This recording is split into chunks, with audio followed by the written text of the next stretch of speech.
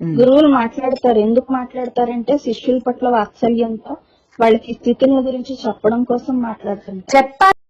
వాళ్ళు అది వాళ్ళ వాత్సల్యం అన్నమాట. మనం అందుకనే గురువులను గౌరవించాలంటే మనం ఒక క్వాంటిటీ శక్తితో వచ్చాం. మన శక్తితో అందరికీ మనం సహాయం చేయలేము. అందుకని మనం ఏం చెయ్యాలి? మనం కేవలం మనకి మనం చేసుకుని మన స్థితిలో మనం ఆత్మస్థితిలో ఉండడం కోసం మనం చేయగలిగింది చేసుకుని జస్ట్ మన పక్కన ఉన్న వాళ్ళకి హెల్ప్ చేయాలి. అంత మాత్రమే మన పని. 100 మందిని 1000 మందిని మనం చూసుకోలేము.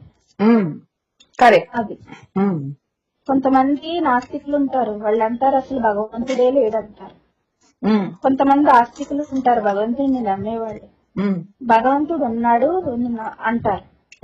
నిజానికి ఈ నాస్తికుడు అడుగుతాడు, నువ్వేమన్నా భగవంతుని చూసావా అని అడుగుతాడు. అడిగితే ఆడి దగ్గర సమాధానం ఉండదు, కానీ భగవంతుడు ఉన్నాడు అంటాడు.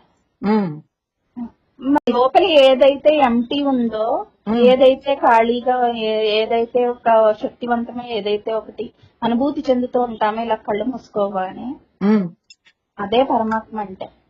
అది మనకు ఆయన మనకు తోడుగా ఎప్పుడు ఉంటాడంటే, మనం ఇన్ని ఆలోచిస్తున్నప్పుడు ఆయన మనకు తోడుగా ఉంటాడు, కానీ మనం దాన్ని అనుభూతి చెందడం. ఆయన ఎప్పుడు మనకు తోడుగానే ఉంటాడు, కానీ దాన్ని మనం అనుభూతి చెందలేం.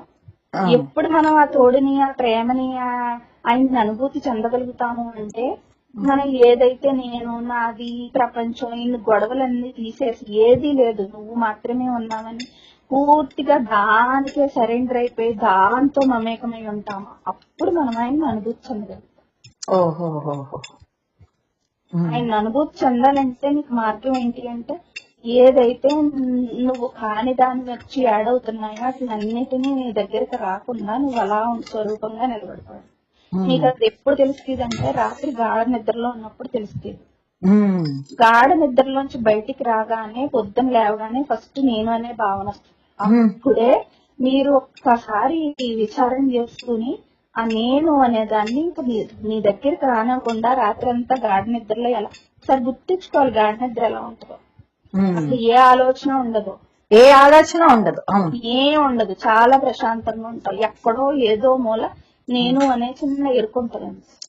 అంతే రోజు మొత్తం కూడా ఆ స్థితిని గుర్తు తెచ్చుకుని అలాగే ఉండాలి. ఉంటే అప్పుడు ఇంకా నిన్నేమి అంటావు, నువ్వు అలాగా నిజంగా పరమాత్మతోటే ఉండగలుగుతావు, ఫీల్ అవ్వగలుగుతావు, దాన్ని ఆయన ఉనికిని ఫీల్ అవ్వగలుగుతావు. ఈ ఉనికి ఎక్కడుందంటే అక్కడే ఉంది. నిజానికి ఇవన్నీ నువ్వు అనుకున్నావు కానీ నువ్వు కాదు.